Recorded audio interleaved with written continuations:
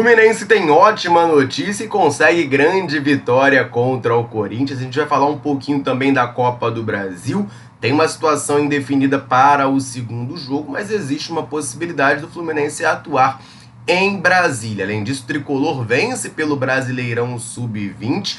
Tem destaque importante nessa partida que tirou a invencibilidade do nosso adversário. Isso e muito mais você vai conferir nesse vídeo aqui. Então, desde já, deixe o seu like, se inscreva aqui no canal, ative o sininho para não perder nada. Depois da vinheta, vamos falar muito do Flusão.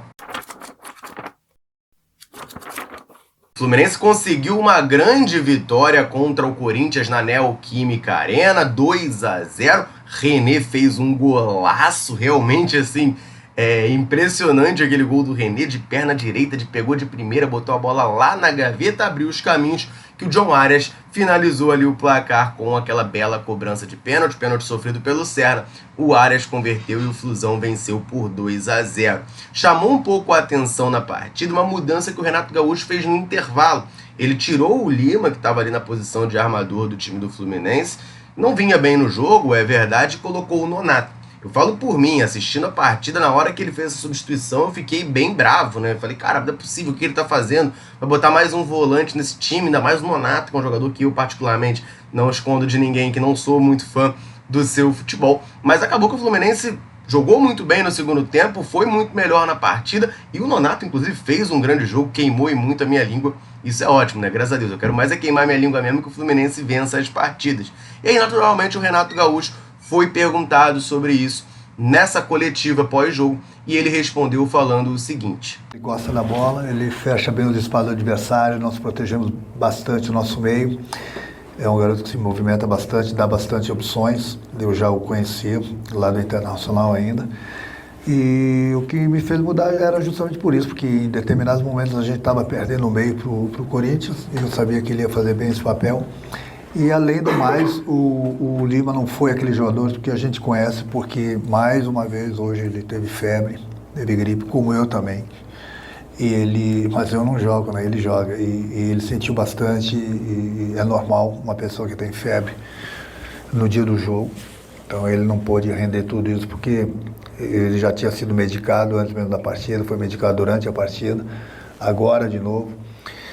Então eu sabia que ele não iria aguentar o tempo todo. Eu vi que no primeiro tempo ele estava correndo bem, mas estava bastante desgastado justamente por isso. Então eu achei melhor colocar o Nonato, que eu tinha certeza que ele ia dar conta do recado aí como ele deu. Tá aí então a declaração do Renato Gaúcho, né? Ele falou um pouquinho sobre a situação do Lima, não estava 100% ele fisicamente devido a uma gripe que ele teve febre no começo do jogo, mas também muito pela ausência do Paulo Henrique Ganso, né, que não viajou para essa partida. O Lima acabou sendo titular. Renato já imaginava que ele seria substituído. Mas a entrada do Nonato foi uma ótima notícia para o Fluminense, porque se o Renato conseguir extrair o melhor desse jogador, vale lembrar, em 2022 o Nonato, mesmo que por um período curto, teve uma função muito importante aqui naquele Fluminense do Fernando Diniz, foi o titular, e quando ele sai rumo ao futebol búlgaro, o time do Fluminense cai muito de desempenho, porque a gente se acostumou a jogar de uma maneira em que o Nonato era uma peça essencial, então a saída dele acabou fazendo muita falta. Então a gente tem essa ótima notícia pra gente, que é o Renato conseguindo, pelo menos nesse jogo, extrair uma boa atuação do Nonato. Vale lembrar, para ser justo, contra o GV San José, o Nonato também fez um grande jogo. Claro que o nível do adversário não era o melhor de todos, mas ele teve em campo, né? Era o jogo que ele tinha para jogar e fez uma grande partida. Ontem contra o Corinthians também jogou muito bem. Aí tem essa situação do Lima, né? A gente deseja melhoras para ele dessa gripe. Imagino, né, que não seja problema para o jogo de domingo contra o Vitória. Vai estar já recuperado dessa situação. É algo ali um pouquinho mais curto, mas tá aí, o Fluminense consegue vencer por 2-0 o Corinthians fora de casa. E essa vitória do Flusão fora de casa contra o Corinthians bagunçou o eixo lá do timão. De acordo com o jornalista João Paulo Capelanes, o Ramon Dias não será mais técnico do Corinthians. O Corinthians está demitindo o seu treinador após essa derrota para o Fluminense. O momento político lá do Corinthians é bastante conturbado, apesar do título paulista. Eles não estão conseguindo começar bem nesse Brasileirão. De acordo com o jornalista, já está sendo acertado ali as questões de multa rescisória, mas o Ramon Dias não será mais técnico do timão. Para mim, que não acompanho o Corinthians tão a fundo, essa decisão soa bastante precipitada, até um pouco absurda. Até outro dia, Corinthians estava sendo campeão paulista, estava num embalo muito bom nesse começo de temporada também. O Ramon tinha conseguido fazer esse time jogar a bola. E agora já estão querendo, né, definir aí a demissão dele. Enfim, para nós aqui é menos um adversário, né? Dependendo de quem eles contratem, é menos um adversário para brigar no topo da tabela. Mas eu considero até uma decisão bastante errada do Corinthians, de acordo com João Paulo Capelanes. Ramon Dias está sendo demitido. E com a vitória na Neoquímica Arena, o Fluminense chegou à sua 5ª vitória consecutiva. Desde que o Mano Menezes foi demitido, o Fluminense só venceu o Once Caldas sob o comando do Marcão e 4 vitórias sob o comando do Renato Gaúcho. A gente venceu o Bragantino, venceu o GV São José, venceu o Santos no final de semana e agora venceu o Corinthians. E nesse embalo, a torcida tricolor está bastante empolgada. As redes sociais ontem estavam repletas de torcedores já falando em pentacampeonato e Fluminense brigando pelo título brasileiro. E não é para menos, o time vive de fato uma ótima fase. Podemos chegar à 6ª vitória consecutiva no próximo jogo, que é no Maracanã. Fluminense Vitória no domingo de Páscoa às 6h30 da noite. O Marcelo Neves, lá do GE, já divulgou a primeira parcial de ingressos comercializados para essa partida. De acordo com ele, já são 9.000 ingressos comercializados. As vendas ainda estão começando, né, um pouquinho tímidas, mas a tendência é que a torcida tricolor encha o Maracanã, faça uma linda festa para que o Fluminense consiga mais uma vitória, consiga a sua 6ª consecutiva e se consolide cada vez mais na parte de cima da tabela. A gente nesse momento está ali num bolo, né, com o Flamengo, que acabou goleando ontem a Juventude, Palmeiras venceu o Internacional, mas o Fluminense também está naquele bolo ali. Chegou a 9 pontos no Campeonato Brasileiro, tá no bolo ali de cima. Vamos manter essa fase, ganhando vitória, torcida tricolor, vamos lotar o Maracanã. Você vai aparecer lá no Maracanã domingo? Comenta aqui embaixo pra gente trocar aquela ideia. E tem moleque de Xerém sendo destaque na rodada da Série B. Vamos falar bastante disso? Só antes, rapidinho, aproveitar para dar uma moral pra galera tricolor que tá sempre ligada aqui na Central, sempre nos dando aquela moral. Em todo vídeo eu convido você que tá aqui assistindo a comentar aqui embaixo, falar o seu nome, de onde você acompanha a Central Fluminense. A gente adora saber até onde nesse mundo gigantesco o canal alcança. Galera, chega junto, deixa um comentário e sempre que a gente pode, a gente vem aqui e manda aquele abraço. Nesse vídeo eu vou mandar um abraço pro Carlos Alberto de São Luís do Maranhão, pro Eliezer de Manaus, Assis também de Manaus, lá no Amazonas, pro Kleber de Duque de Caxias, pro Zé de Teresópolis e pro Renato de Santo Aleixo. Um abração pra galera tricolor ligadinha na Central Fluminense, convite mais do que reforçado. É que a gente mande um abraço, um salve, cite o seu nome em algum vídeo aqui da Central, comenta aqui embaixo, me fala o seu nome e de onde você tá nos assistindo, beleza? Vamos falar um pouquinho de Série B, porque tem moleque de Xerém sendo destaque na rodada. O Coritiba recebeu o Novo Horizontino e ficou ali no empate em 0-0.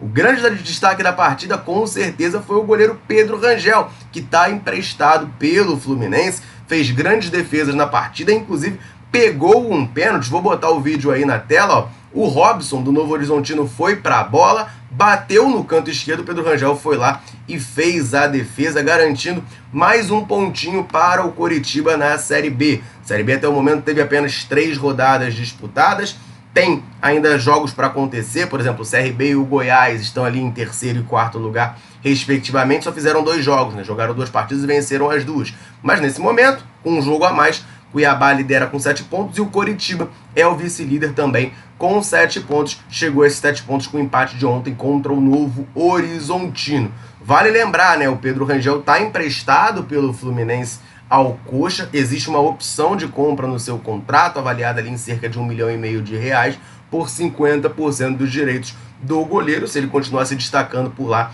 infelizmente pra gente, ele deve ser comprado pelo Coritiba. Tem sido titular, tá lá no Alviverde do Paraná.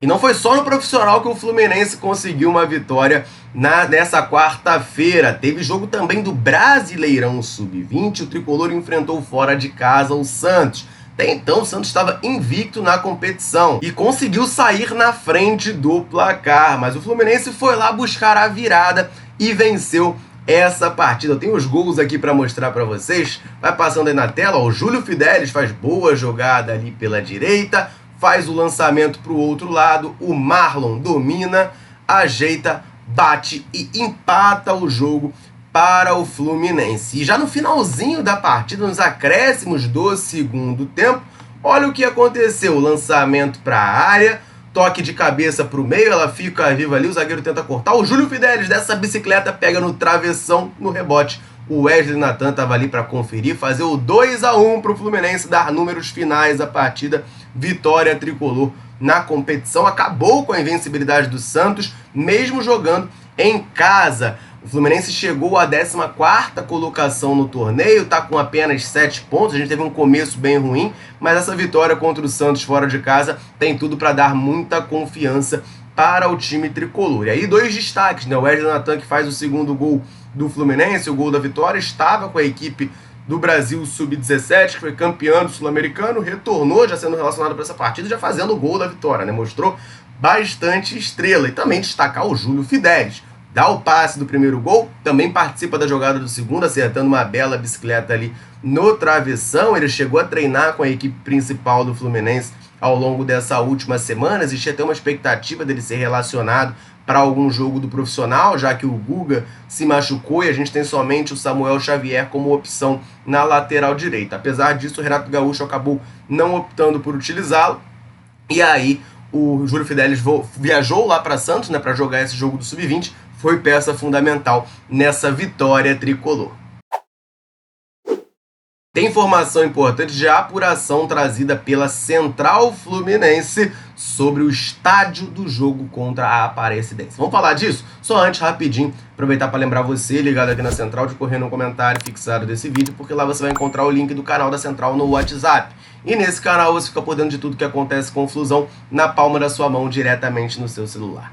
Para fazer parte é muito fácil e muito simples. Você vai correr no comentário fixado desse vídeo, vai clicar no link que lá está e vai procurar o botão seguir, que geralmente fica no canto direito superior da sua tela. Você vai clicar lá e dessa maneira fácil, automática e gratuita, você começa a receber tudo que acontece com o Flusão na palma da sua mão, diretamente no seu telefone. Combinado? Então estou esperando você por lá. Vamos falar dessa informação importante, porque o Fluminense foi sorteado para jogar contra a Aparecidense na Copa do Brasil. A gente já sabe disso. O primeiro jogo será no Maracanã, o segundo jogo tem mando da equipe goiana. Só que a Aparecidense não pode atuar no seu estádio. O estádio não tem a capacidade mínima de 10 mil espectadores que a CBF exige para essa fase da Copa do Brasil. Então o palco desse jogo ainda está em aberto. Existe a possibilidade do jogo ser disputado no Serra Dourada, existe a possibilidade também do jogo ser disputado no Estádio Olímpico de Goiânia.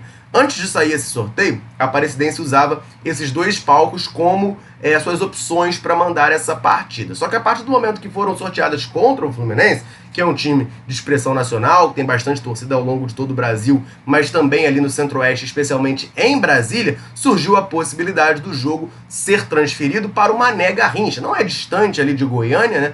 Então, para a Aparecidense não seria uma logística tão ruim, mas seria nesse outro palco, em Brasília, onde é um reduto de tricolores. O Fluminense com alguma frequência joga lá, né? Cerca de uma vez por ano, acaba jogando em Brasília. A gente sabe que tem muito tricolor em Brasília, muita galera tricolor que assiste aqui a Central justamente é também do Distrito Federal. E a nossa apuração é de que houve sim uma proposta oficial já para a Aparecidense para que esse jogo seja transferido para o Mané Garrincha. No entanto, a diretoria da equipe goiana prefere definir esse palco apenas um pouquinho mais para frente, depois do primeiro jogo dessa terceira fase. Está marcado ali para a semana do dia 30 de abril, ou seja, sem ser essa semana agora do feriado, a próxima semana, no meio de semana ali, o Fluminense vai jogar contra a Aparecidense no Maracanã, e aí sim vai definir, depois disso, a Aparecidense vai definir o palco desse jogo de volta da terceira fase da Copa do Brasil. Quero saber de você, tricolor, ligadinho aqui na Central. E aí, o que você acha melhor pro Fluminense? Jogar em Goiânia ou jogar no Distrito Federal? Deixa um comentário aqui embaixo pra gente trocar aquela ideia. Combinado? Vou ficando por aqui. Um abraço, saudações tricolores. Tamo junto.